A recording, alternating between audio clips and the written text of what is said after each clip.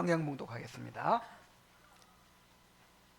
요한복음 12장 27절부터 28절까지의 말씀입니다. 요한복음 12장 27절부터 28절까지의 말씀입니다. 지금 내 마음이 괴로우니 무슨 말을 하리요?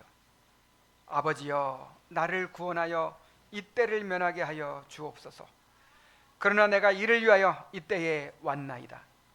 아버지여, 아버지의 이름이 영광스럽게 하옵소서 하시니 이에 하늘에서 소리가 나서 이르되 내가 이미 영광스럽게 하였고 또다시 영광스럽게 하리라 하시니.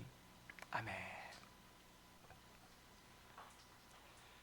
예수님의 공생의 사역은 이제 그 끝을 향해 치닫고 있습니다. 헬라인들이 주님을 찾아온 그 사건을 기점으로 해서 주님은 분명하게 선언하셨습니다.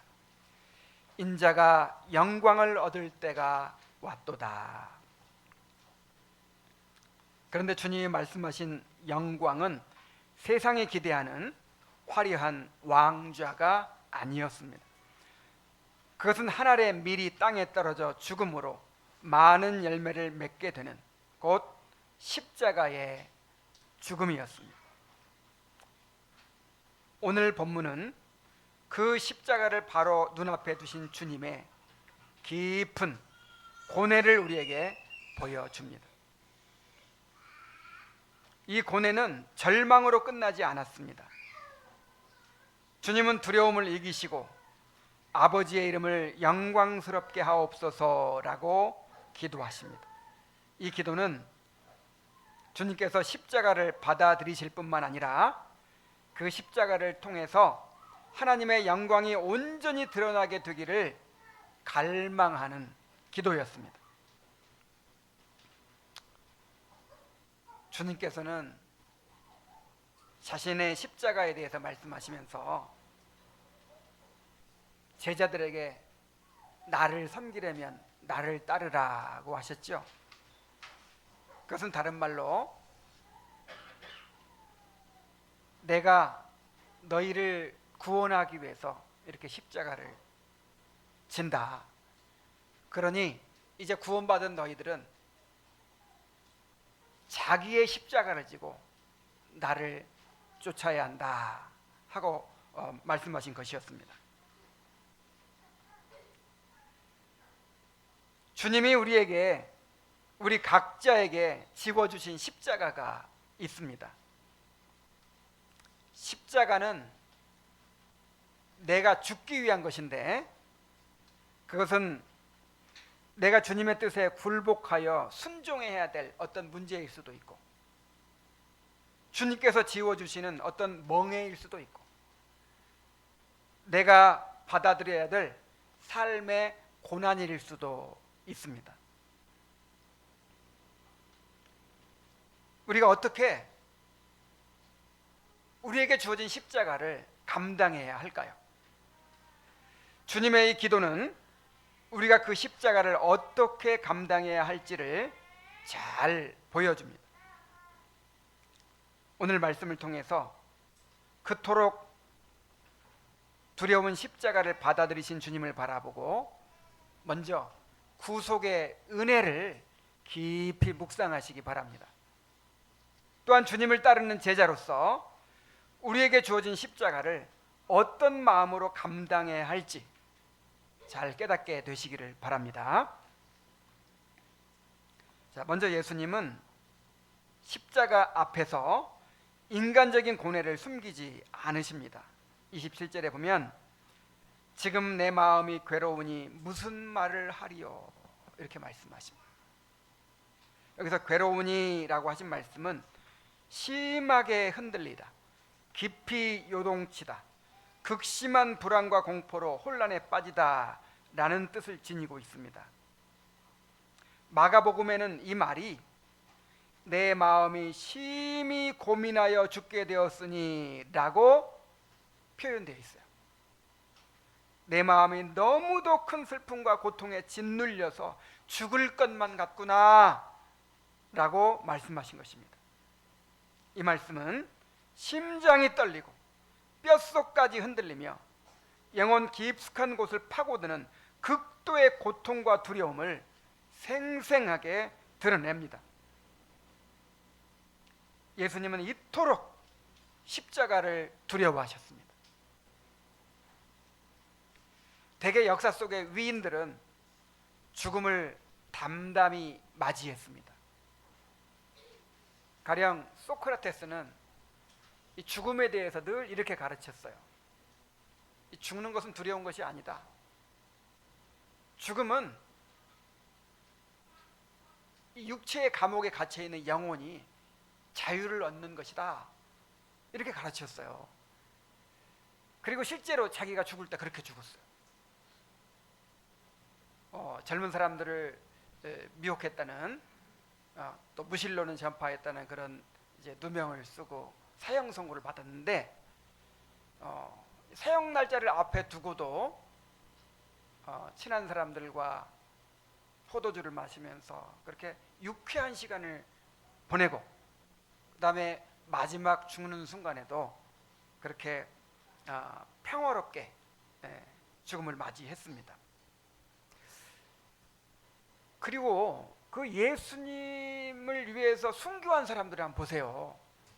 교회사에서 그 순교자들의 이야기들을 보면 목베임을 당하고 화형을 당하는 그 끔찍한 순간에도 기도하면서 시편 찬송을 부르면서 그리고 주님 곧 만나게 될 그 순간을 바라보면서 그렇게 기쁘게 죽은 사람들이 많았어요. 그런데 왜 예수님은 이토록 십자가를 두려워하셨을까요? 마틴 루터는 말하기를 이보다 더 죽음을 두려워했던 사람들은 지금까지 없었다, 그렇게 말했어요. 자, 주님께서 두려워하신 것은 과연 무엇이었을까요? 이 십자가는 극악한 죄수를 가장 잔인하고 고통스럽게 처형하기 위해서 고안된 처형 방식이었습니다.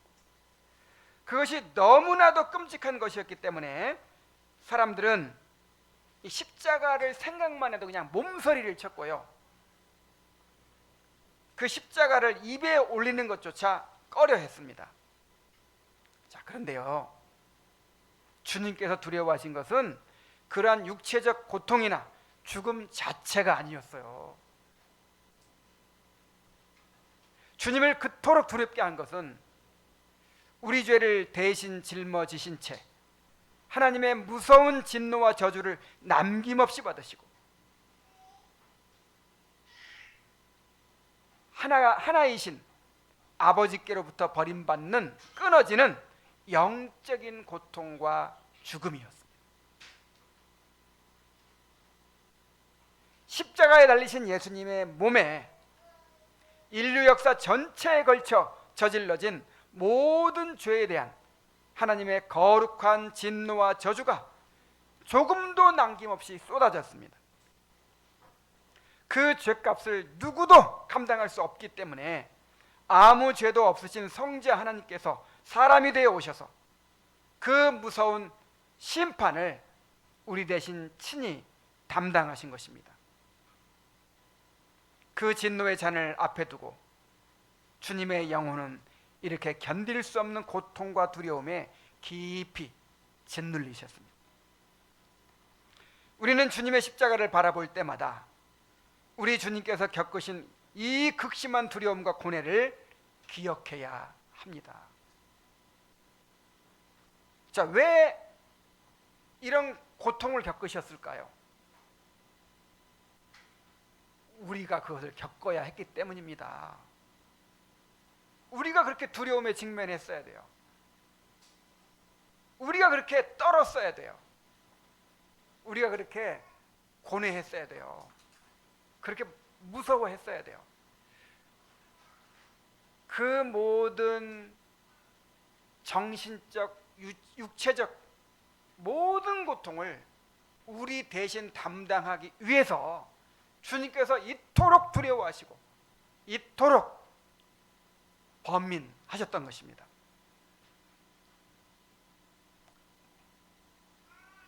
그러므로 우리는 예수님의 두려움을 보면서 우리를 향한 주님의 사랑이 얼마나 깊고 참으로 무한한 것인지를 잘 깨달아야 합니다. 자, 그렇다면 예수님은 이토록 두려운 십자가를 어떻게 감당하셨을까요? 예수님은 지금 자신의 십자가를 얘기하면서 말씀하시면서 또 계속해서 우리의 십자가도, 제자들이 감당해야 할 십자가도 또 말씀하십니다. 그래서 예수님께서 어떻게 이 십자가를 감당하셨는가를 보면서 우리도 우리에게 주신 십자가를 그렇게 감당해야 돼요. 극한의 두려움 속에서 주님께서 하신 일은 기도였습니다. 예수님은 공생의 기간 내내 기도하셨지만 특별히 십자가를 앞두고 더욱 힘써 기도하셨어요. 주님 마지막 며칠 동안 예루살렘에 계시면서 낮에는 성전에서 가르치시고 밤에는 감람산으로 나아가서 기도하셨습니다. 때로는 밤을 새워 기도하셨고 때로는 그곳에서 노숙을 하시면서 하나님 앞에 머무셨습니다. 주님이 잡히시던 밤에도 습관을 쫓아서 감람산의 겟세마네라는 곳에서 기도하셨습니다. 히브리서 기자는 예수님께서 이때 심한 통곡과 눈물로 간구와 소원을 올렸다라고 증언합니다. 얼마나 힘써 기도하셨던지 그때는 모닥불을 피웠잖아요. 추워서 모닥불을 피워야 될 만큼 그렇게 추운 날씨였는데도 불구하고 주님의 이마에서는 땀이 비오듯 쏟아졌습니다. 심지어 그 땀이 피가 되어 땅에 떨어졌습니다. 극심한 고뇌 가운데서 힘쓰고 애써 기도하다 보니 그냥 모세혈관이 다 터진 거예요. 예수님은 이렇게 기도의 씨름을 통해서 아버지의 뜻에 자신을 굴복시키셨고 그 과정에서 십자가를 끝까지 감당할 수 있는 힘을 얻으셨습니다. 예수님은 자신을 위해서만이 아니라 제자들을 위해서도 기도하셨습니다. 요한복음 17장은 한 장 전체가 기도로 이루어져 있어요. 그래서 대제사장적 기도라 이렇게 우리가 부르죠. 이 기도에서 예수님은 자신이 택한 자들을 아버지께 맡기시며 그들의 구원을 위해 간구하십니다. 주님께서 베드로를 향해서 이렇게 말씀하셨죠. 사탄이 너를 밀가부르듯 하려고 요구하였으나 내가 너를 위하여 내 믿음이 떨어지지 않기를 기도하였노니 너는 돌이킨 후에 내 형제를 굳게 하라. 어떻게 베드로가 예수님을 3번씩이나 부인하고 다시 주님과의 관계가 회복되고 그렇게 교회의 기둥 같은 일꾼이 될 수 있었을까요? 내가 너를 위해 기도하였노니 여기에 그 원인이 있어요. 예수님께서 제자들을 위해서 기도하셨기 때문에 예수님의 기도는 다 응답되잖아요.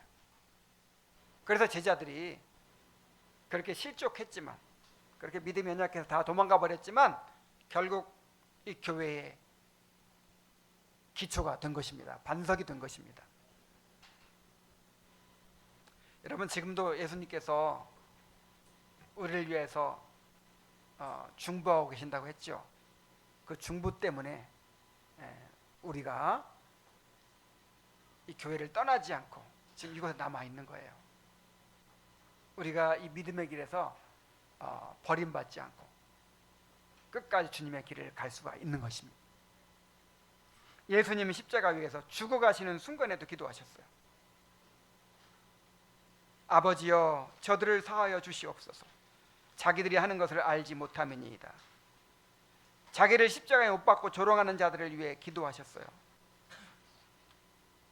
사실 그 예수님을 십자가에 못 박는 일에 우리도 함께 참여한 것입니다. 예수님이 누구 때문에 십자가에 달리셨죠?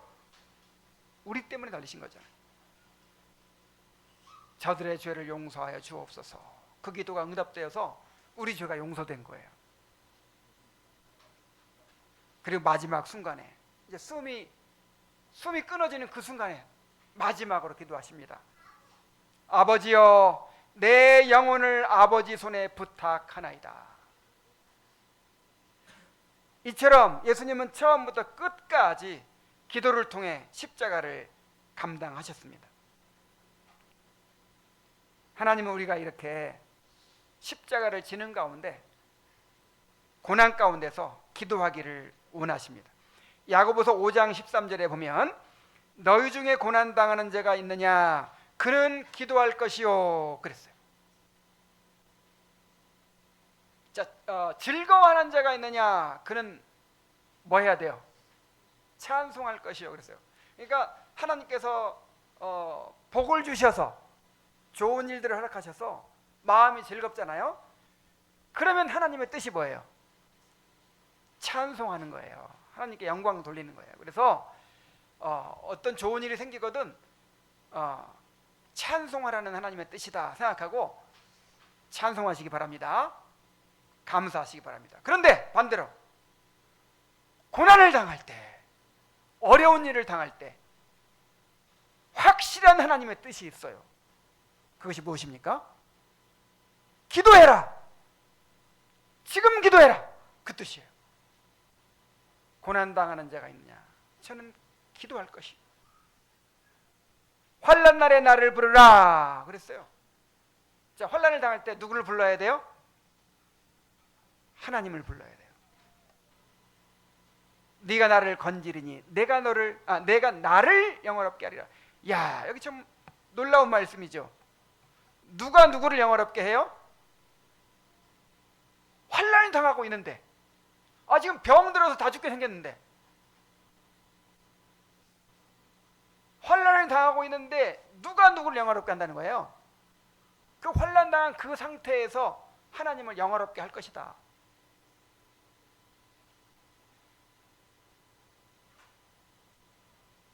그래서 나는 지금 이렇게 어려움을 겪고 있으니까, 이렇게 고난을 겪고 있으니까 내가 주님을 찬송할 수 없어. 주님께 영광 돌릴 수가 없어. 주여, 내가 주님께 영광을 돌릴 수 있도록 나에게 좋은 환경을 주시옵소서. 여러분, 이게 말이 안 되는 거예요. 그 십자가를 통해서만 드려질 영광이 있는 거예요. 자, 하나님께서 언제 최고의 영광을 받으셨다고 했습니까? 예수님의 십자가를 통해서. 예수님께서 오병이어로 5,000명이 넘는 사람을 먹이시고 막 그렇게 죽은 자를 살리시고 엄청난 일을 막 하실 때, 그때도 영광 받으셨겠지만 최고의 영광을 받으신 것은 그렇게 힘없이 잡히셔서, 그렇게 수치를 당하시고, 그렇게 고난 가운데서 비참하게 죽어가는 그 십자가를 통해서 가장 큰 영광을 받으셨단 말이에요. 우리가 가장 연약해져 있을 때, 십자가 아래에 있을 때, 그때야말로 내가 죽고 내가 질그릇 같은 내가 깨어지고 질그릇 안에 있는 이 보배가 드러나게 될 절호의 기회인 것입니다. 그래서 환난 날에 나를 부르라. 네가 나를 그 십자가를 통해서 영화롭게 하리라. 이렇게 말씀하시는 거예요. 야고보서 5장 1장 5절에는 너희 중에 누구든지 지혜가 부족하거든 모든 사람에게 후히 주시고 꾸짖지 아니하시는 하나님께 구하라 그랬어요. 여러분, 고난 당할 때 제일 어려운 게 뭐예요? 혼란이에요. 혼란. 그래서 고난 당하는 사람이 뭐라고 항상 말하죠? 어떻게 하지? 이제 나는 어떻게 해야 되나? 이렇게 혼란스러운 탄식이 터져 나오잖아요. 어찌 해야 할지 모르는 것, 그게 고난인 거예요. 사실 아무리 큰 고난이라도요, 내가 지금 이 상황에서 어떻게 해야 될 것이 확실하면요 견뎌낼 수 있어요. 근데 너무 막막한 거예요. 지금 내가 어떻게 해야 될지 모르겠는 거예요. 그때 이 약속을 주셨어요. 이 약속의 말씀으로 주장하세요. 이 고난 가운데 있을 때 지혜가 부족하거든 모든 사람의 후히 주시고 꾸짖지 아니하시는 하나님께 구하라. 그리하면 주시리라는 거예요. 예수님도 그토록 힘써 기도하셨는데 우리가 어떻게 기도 없이 십자가를 집니까? 그러므로 고난 가운데서 기도하지 않는 것은 가장 큰 교만의 증거예요. 호세아 7장 10절에 이스라엘의 교만은 그 얼굴에 드러났나니 그들이 이 모든 일을 당하여도 그들의 하나님 여호와께로 돌아오지 아니하며 구하지 아니하도다. 그랬어요. 자, 고난은 무슨 뜻이라고요? 자, 고난은 무슨 음성이라고요? 기도해라, 기도해라. 자, 고난을 주시는 목적이 뭐예요? 기도해라. 하나님을 찾아라. 자, 이런 뜻입니다. 이 고난은 나를 불러라, 나를 찾아라, 기도해라. 그런 하나님의 음성이에요. 그래서 하나님께서 이스라엘 백성에게 고난을 주십니다. 머리끝부터 발끝까지 성한 곳이 없을 정도로 그렇게 많은 고난을 주세요. 그런데 얼마나 교만한지 이 모든 일을 당하여도 하나님께로 돌아오지 않아요. 그리고 구하지 않아. 어떻게 하든지 내가 뭐 애굽과 동맹을 맺어서 어떻게 이 어려움을 벗어나든지 아니면 내가 어떻게 젖먹던 힘을 다해서 어떻게 해가지고 지혜를 짜내가지고 이 공경을 벗어나겠다. 자꾸만 이렇게 인간적인 수단과 방법으로 찾아내려고 하지 겸손히 하나님께 굴복하고 하나님께 구하지 않아요. 기도라는 것은 겸손의 행위예요. 교만한 사람은 기도하지 않습니다. 늘 뭐 어렵다고 하고 그냥 이래서 힘들다고 저래 힘들다고 하고 그러면서 기도하지 않아.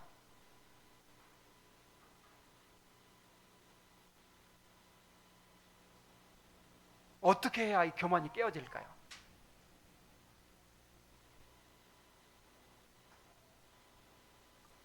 고난 가운데서 기도하지 않으면 그 고난은요 우리에게 유익이 되지 않아요. 물론 하나님이 긍휼히 여기셔서 우리가 뭐 제대로 대처하지 못했어도 그냥 또 하나님이 그 고난 가운데서 우리가 이만큼이라도 깨닫게 하시고 다 하시지만 원리적으로 그렇단 말이에요. 이 기도하지 않으면 그 고난은 우리를 시험에 들게 합니다. 시험에 들지 않게 깨어있어 기도하라고 하셨죠. 고난을 앞두고 그 십자가의 폭풍을 앞두고 제자들에게 말씀하셨어요. 시험에 들지 않도록 깨어있어 기도하라. 반대로 기도하지 않으면 어떻게 된다는 거예요? 시험에 든다는 거죠. 실제로 시험에 들었잖아요. 제자들이. 우리 고난 가운데 기도하지 않으면 낙심과 원망, 자기 연민과 불신이 우리 마음을 지배하게 됩니다. 그러나 우리가 기도할 때 그 고난은 우리를 하나님께로 인도하는 안내자가 됩니다. 그 고난을 통해서 하나님의 위로를 경험하게 되고 죄를 죽이게 되고 하나님을 즐거워하게 됩니다. 그러므로 우리 스스로 감당할 수 없는 십자가 앞에서 주님처럼 기도해야 돼요. 주님께서 어떻게 기도하셨습니까? 세 가지를 기도하셨어요.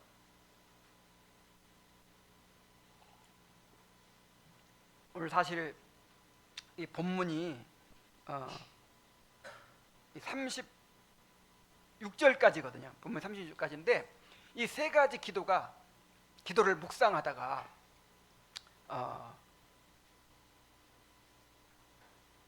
멈췄어요. 이 세 가지 기도 가운데 정말 깊은 교훈이 담겨 있습니다. 자, 27절 하반절부터 보면요. 아버지여 나를 구원하여 이때를 면하게 하여 주옵소서. 그러나 내가 이를 위하여 이때에 왔나이다. 아버지여 아버지의 이름을 영광스럽게 하옵소서. 자, 첫 번째 기도는 뭐냐면 아버지여 나를 구원하여 이 때를 면하게 하여 주옵소서 하는 것입니다. 예수님은 할 수만 있다면 이 두려운 십자가를 피하고자 하셨고 그 마음을 하나님께 고백하셨습니다. 주님이 겟세마네 동산에서는 이렇게 기도하셨어요. 그러니까 한 번만 이렇게 기도한 게 아니란 말이에요. 두려울 때마다 이렇게 기도하셨던 것 같아요. 두렵고 막 이렇게 마음이 힘들 때마다 이렇게 기도하셨던 것 같아요. 자, 겟세마네 동산에서 어떻게 기도하셨어요? 마가복음 14장 36절에 보면 아바 아버지여 아버지께는 모든 것이 가능하오니 이 잔을 내게서 옮기시옵소서. 그러나 나의 원대로 마옵시고 아버지의 원대로 하옵소서. 자, 예수님이 한 번도 아니에요. 3번이나 이렇게 기도하셨어요. 의도적으로 십자가를 안 지시겠다는 것입니까? 그거 아니죠. 오늘 본문에서도 이 때를 면하게 하여 주옵소서 그런 다음에 그러나 내가 이 때를 위하여 왔나이다 그러잖아요. 그리고 마가복음의 이 기도에서도 이 잔을 내게서 옮기시옵소서 그렇게 그래놓고 나서 또 뭐라 그래요? 나의 원대로 마옵시고 아버지의 뜻대로 하옵소서. 이게 무슨 말이에요? 자신의 그 두려운 심정을 토로하신 것입니다. 우리와 동일한 인성을 가지신 주님은 이 순간 인간이라면 누구나 느낄 수밖에 없는 극심한 두려움과 고통을 정직하게 아버지 앞에 아뢰신 것입니다.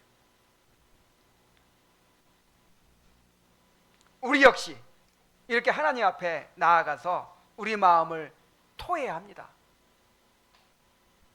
시편 기자들은 고난 가운데서 이렇게 기도했어요. 어느 때까지니까 라고 부르짖었고 어찌하여 나를 버리셨나이까 라고 탄식했습니다. 마음 깊은 곳에 도사린 의심과 짓눌린 두려움, 심지어 터져나오는 원망까지도 가감없이 하나님 앞에 쏟아 놓았습니다. 아니 어떻게 이 거룩한 하나님의 종들이 이런 기도를 할 수 있나? 어떻게 이런 거를 믿음이라고 할 수 있나? 막 이렇게 생각할 수도 있는데 여러분 믿음 없으면요 이렇게 기도하지 않아요. 그냥 기도하지 않아요. 여러분 정말 사랑하는 마음이 없으면 막 이렇게 투정 부리고 그러지 않습니다. 내가 투정 부릴 수 있는 사람은 누구예요? 내가 사랑하는 사람, 신뢰하는 사람, 그런 사람한테만 투정 부릴 수 있는 거죠. 그러니까 하나님과 얼마나 그 관계가 가까웠는가를 알 수 있는 거예요. 이게 진짜 믿음의 기도인 거예요. 하나님을 사랑하고 의지하기 때문에 딴 데 갈 데가 없기 때문에 하나님 앞에 자기의 마음을 쏟아놓는 것입니다.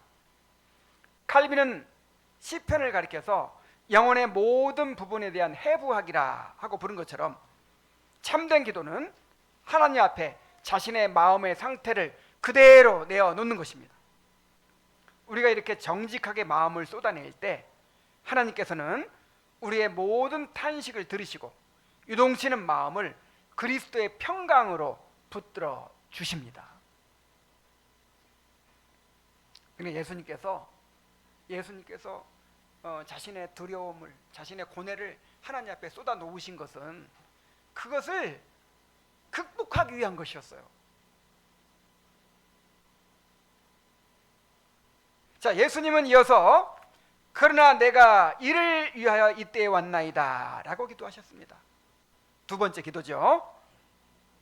자, 마음을 그렇게 쏟아 놓으시고 나서 두 번째는 그러나 내가 이를 위하여 이때에 왔나이다.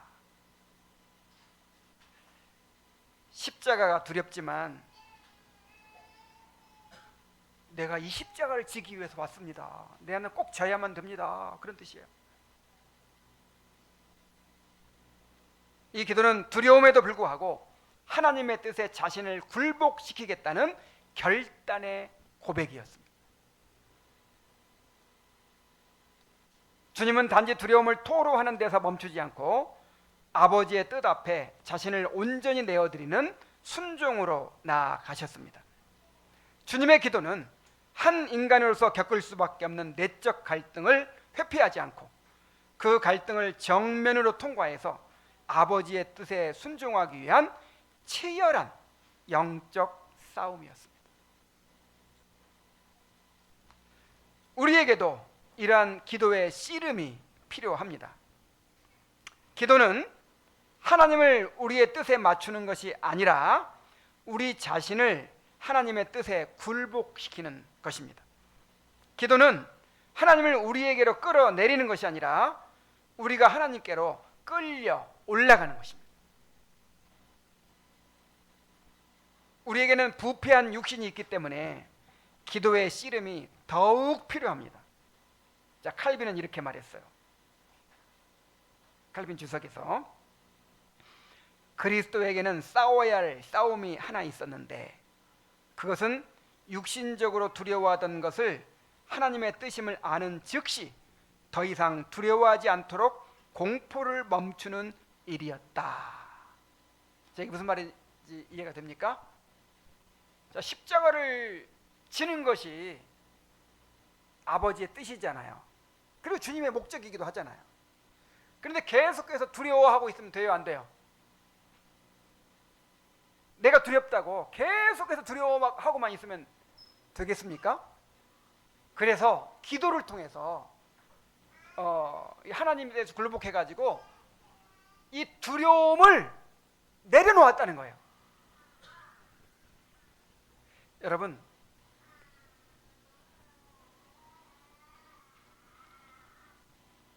주님의 주권을 인정하는 일이 어디에서 가장 명백하게 드러나는지 아십니까? 감정에서 드러나요. 감정에서. 우리 감정의 주님이 누구예요?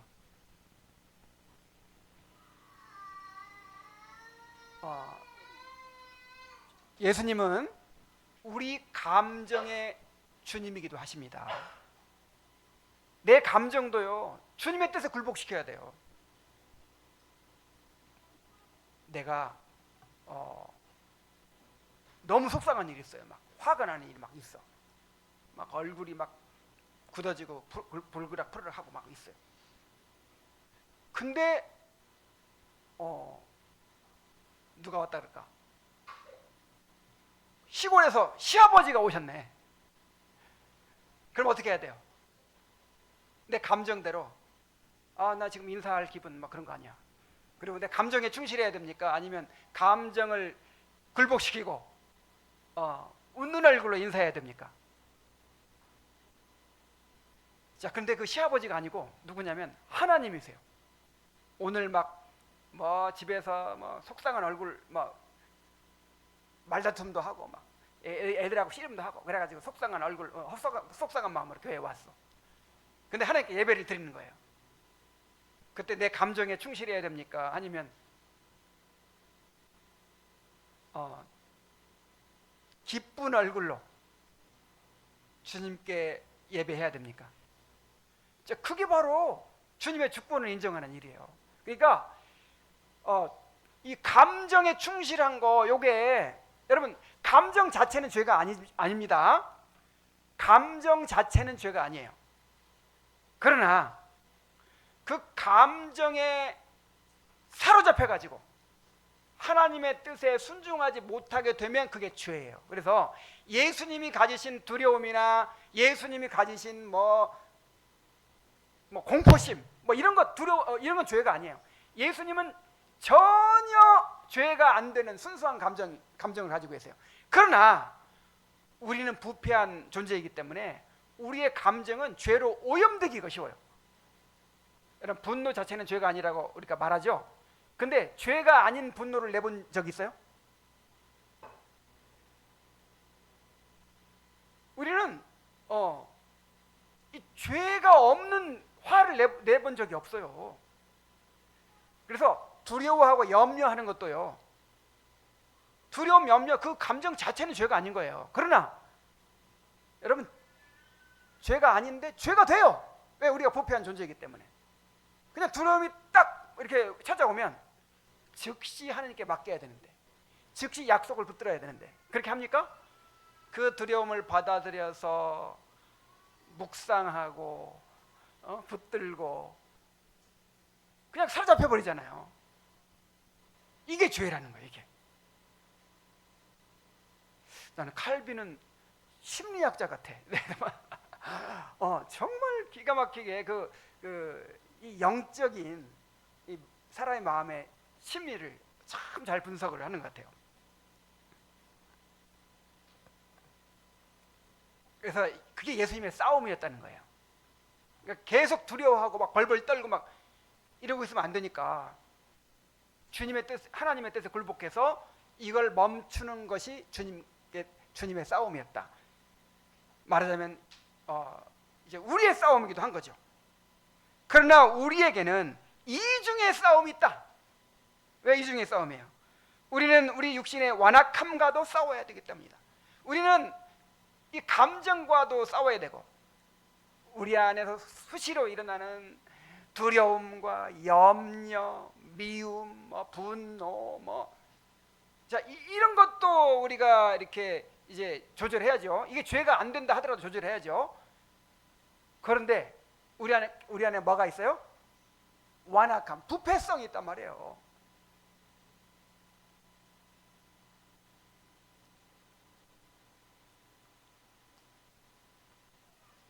그래서 사실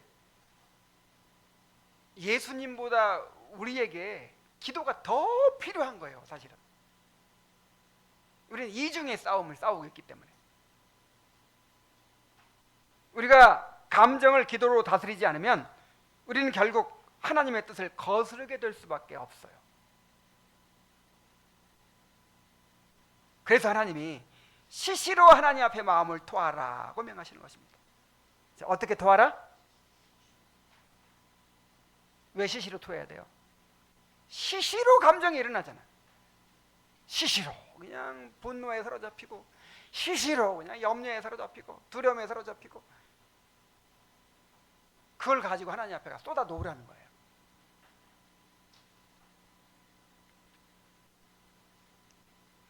기도를 통해서 우리의 부정적인 감정을 쏟아내고 하나님의 뜻에 순종할 수 있도록 마음의 평정을 회복하라는 거예요.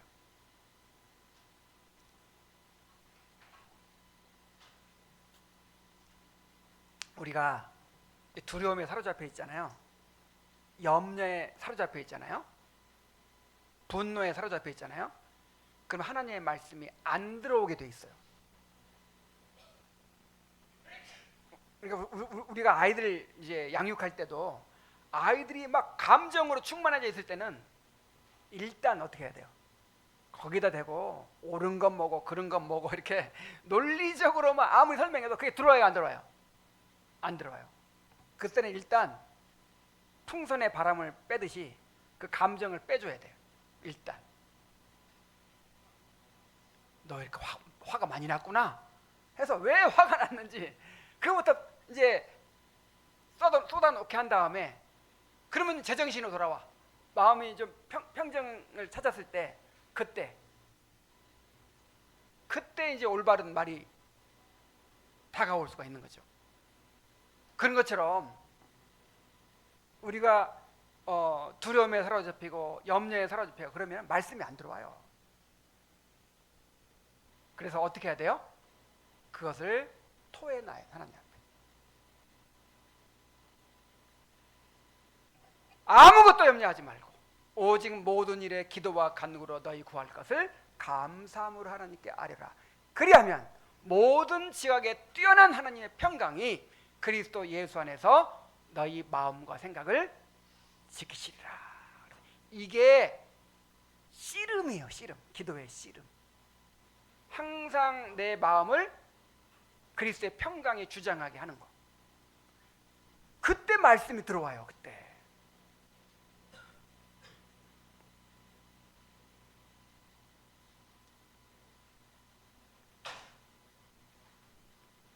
마지막으로 주님은 아버지여, 아버지의 이름을 영광스럽게 하옵소서라고 기도하십니다. 주님은 단지 십자가를 받아들이는 데서 멈추지 않고 그 십자가를 통해 아버지의 이름이 영광 받으시기를 구하셨습니다. 그러니까 기도의 씨름을 통해서 그래요 하나님, 내가 받아들이겠습니다. 두렵지만 내가 그냥 십자가를 지겠습니다. 자, 여기서 멈추지 않았다는 거예요. 받아들이는 데서 더 나아가서 그냥 갈망이 일어나는 거예요. 무슨 갈망? 하나님의 영광에 대한 갈망. 아, 이 십자가를 통해서 하나님의 영광이 밝히 드러나게 되기를 바랍니다. 이런 막 소원이, 갈망이 막 마음에 샘솟게 된 거예요. 예수님의 전 생애와 사역은 하나님의 영광을 드러내는데 집중되어 있었습니다. 주님은 아버지의 이름으로 오셨고 아버지의 이름으로 행하셨으며 모든 일에서 아버지의 이름을 드러내셨습니다.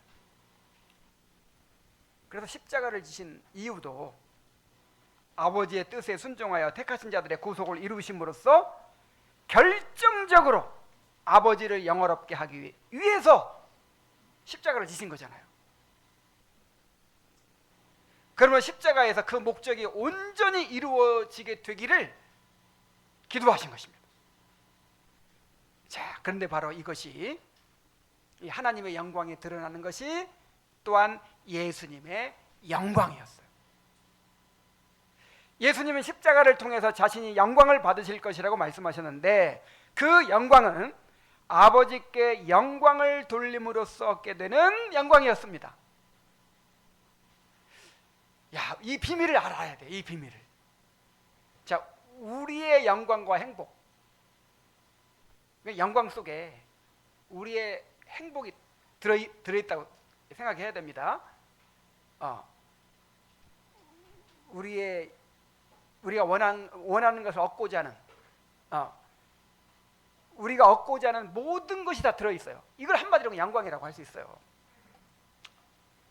자, 이제 우리가 모든 사람들이 다 행복해지고자 하죠. 모든 사람들이 영광을 받고자 하죠.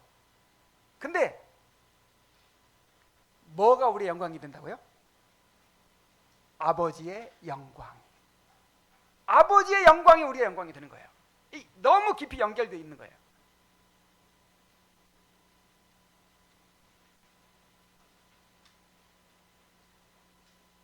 십자가에서 하나님의 영광이 가장 선명하게 드러났죠.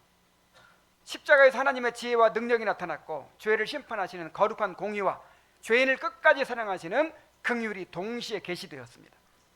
그래서 십자가는 예수님께도 참된 영광이었습니다.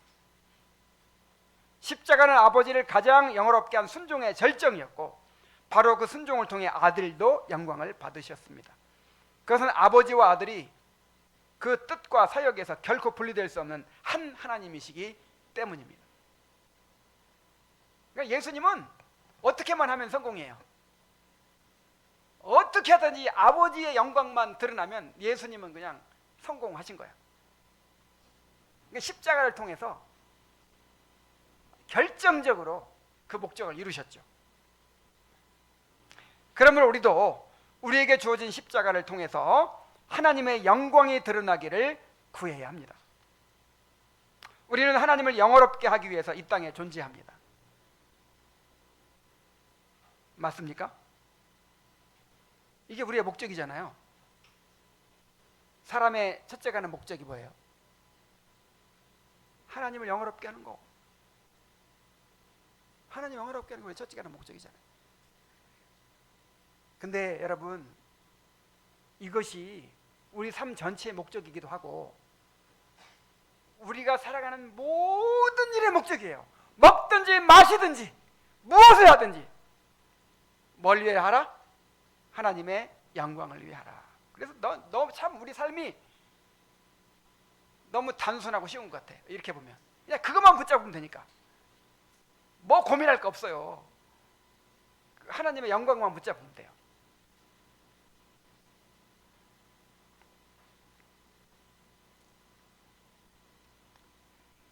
자, 우리가 진정으로 하나님의 뜻에 굴복되었다는 것을 어떻게 알 수 있습니까?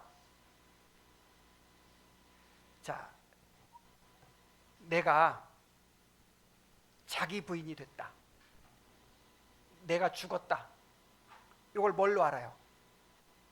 사람은 누구나 자기 영광을 위해 살잖아요. 근데 내 영광과 유익을 구하지 않고 하나님의 영광을 구하게 되었을 때 그 사람이 죽은 거예요. 자기 부인이 된 거예요. 단지 의무감으로 하나님께 영광을 돌리는 것이 아니라 하나님의 영광을 자신의 영광으로, 자신의 상급으로 여기는 것입니다.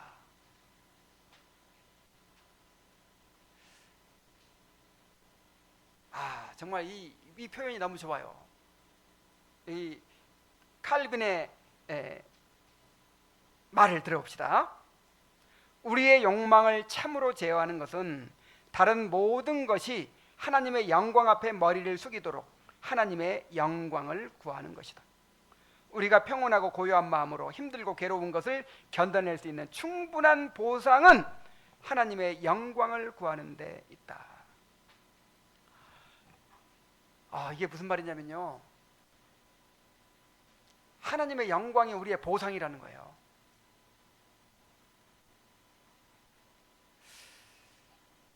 윤봉길 의사는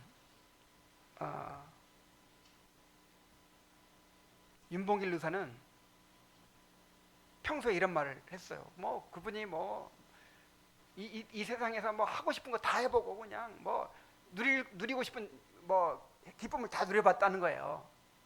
근데 이제 자기에게 진짜 참된 기쁨, 진짜 그거를 자기가 추구한다는 거예요. 그게 뭐였어요? 조국을 위해서 목숨을 바치는 것이었어요. 그래서 이분은 조국을 위해서 자기가 목숨을 바칠 수 있다는 것을 큰 영광으로 여겼어요. 행복으로 여겼어요. 최고의 행복으로 여겼어. 이 땅에서 누릴 수 있는 행복은 다 누려봤는데, 이제는 내가 이 조국을 위해 내 자신을 바치는 이 행복을 내가 누리겠다. 그리고 자신을 바쳤어요. 안중근 의사는 의를 위해 죽는 걸 최고의 영광으로 여긴 거예요. 나는 의를 위해 죽는다. 그래서 정말 그것을 자기에게 주어진 보상으로 알고 상급으로 알고 그렇게 죽었어요.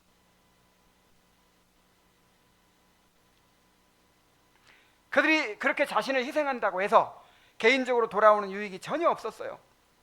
그들의 죽음으로 조국의 독립이 바로 이루어진 것도 아니었습니다. 그럼에도 불구하고 그들은 의를 위해 자신을 희생할 수 있다는 사실 자체를 가장 큰 행복이자 영광으로 여겼습니다. 그러나 우리는 어떻습니까? 우리를 통해서 하나님의 영광이 드러날 때 하나님께서는 결코 우리를 빈손으로 돌려보내지 않으십니다. 하나님만 영광 받고 너희들은 죽든지 살든지 알아서 해라, 이런 하나님이 아니라니까요. 하나님의 영광은 반드시 우리의 영광으로 돌아와요. 우리의 행복으로 돌아와요.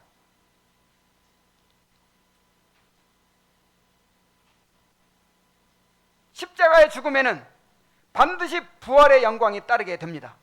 우리의 삶을 통해 하나님의 영광이 드러날 때 하나님께서는 반드시 참된 영광과 행복으로 우리에게 갚아주십니다. 바빙크가 말한 것처럼 우리의 구원과 행복은 하나님의 영광이라는 궁극적 목적 아래에 있을 때 비로소 완성되는 것입니다. 그러면 우리는 우리의 십자가를 통해서 하나님의 영광이 드러나게 되기를 구해야 합니다. 십자가를 졌어요. 그냥 그렇게 모진 고난을 겪고 고통을 겪었어. 모든 걸 잃어버렸어. 근데 하나님의 영광이 드러나지 않았어. 하나님의 영광 받으시지 않았어. 그럼 얼마나 억울합니까? 그런데 내가 많은 희생을 했어요. 많은 손해를 봤어요. 많은 고통을 겪었어요. 근데 그 일을 통해서 하나님이 영광 받으신 거예요. 하나님께 영광이 된 거예요. 그러면 최고의 보상이에요. 여러분, 내가 고생해가지고 우리 자녀가 행복해지면 그게 보상이죠. 그래요, 안 그래요? 그런데 내가 고생한 것 때문에 하나님 영광 받으셨어. 그러면 그 고생에 대한 최고의 보상이라니까요.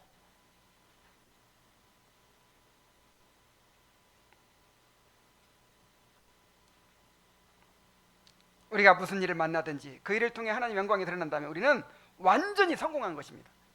그것은 결코 손해가 아니고 실패가 아닙니다. 결코 후회가 아닙니다. 후회할 일이 아닙니다. 반대로 아무리 형통하고 많은 일을 이루었다 할지라도 그 일을 통해서 하나님의 영광이 가려진다면 그것은 비참한 실패요 헛된 삶이 되고 맙니다. 그런데 계속해서 강조했듯이 하나님의 영광은 어디서 가장 분명히 드러나요? 십자가에. 기억하시기 바랍니다. 십자가에서 드러납니다. 환난 날에 드러납니다. 우리의 가장 연약해졌을 때 드러납니다. 그때가 정말 최고의 영광을 돌릴 수 있는 기회예요. 그래서 십자가의 길은 분명 고난의 길이지만 하나님의 영광을 최고의 보상으로 여기는 사람에게는 십자가야말로 가장 복된 길인 거예요.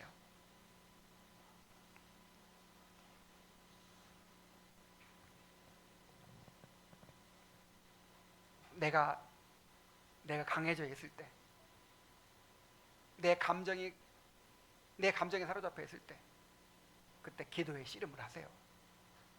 그래서 그 십자가를 나를 굴복시켜서 받아들이게 될 뿐만 아니라 더 나아가서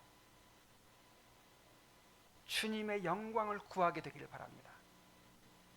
주님의 영광을 보상으로 여기게 되기를 바랍니다.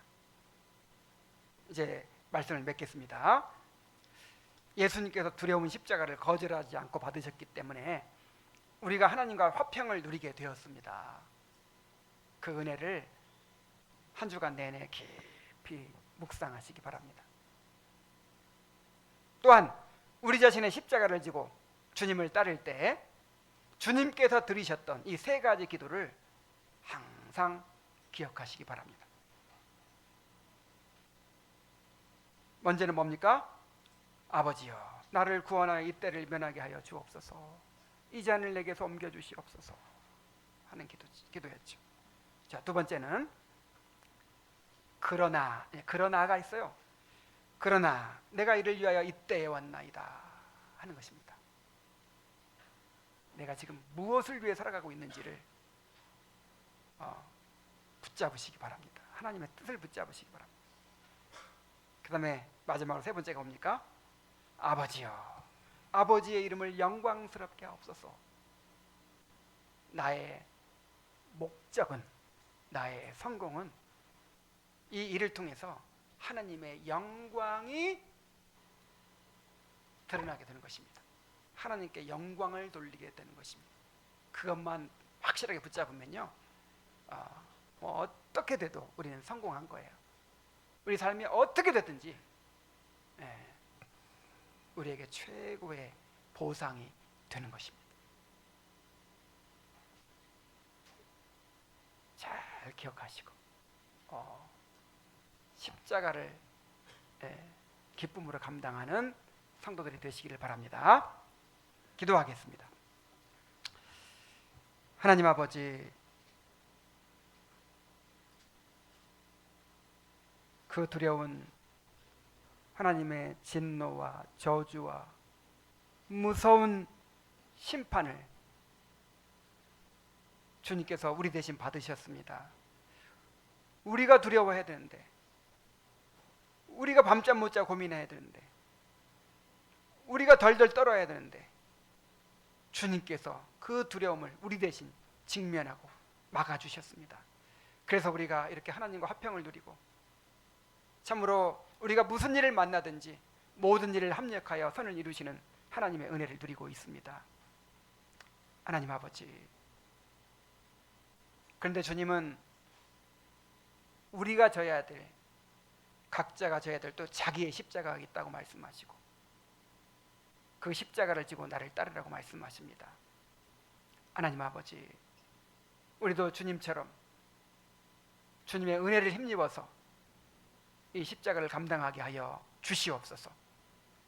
그 십자가의 모양이 어떻든지 간에 참으로 주님 앞에 나아가서 참으로 우리의 모든 두려움과 아픔과 모든 연약함을 고백하게 하시고 기도의 씨름 가운데서 그 두려움을 극복하고 주님의 뜻을 받아들이게 하시고 마침내 우리 영혼 밑바닥에 숨겨있던 그 하나님의 영광을 향한 갈망이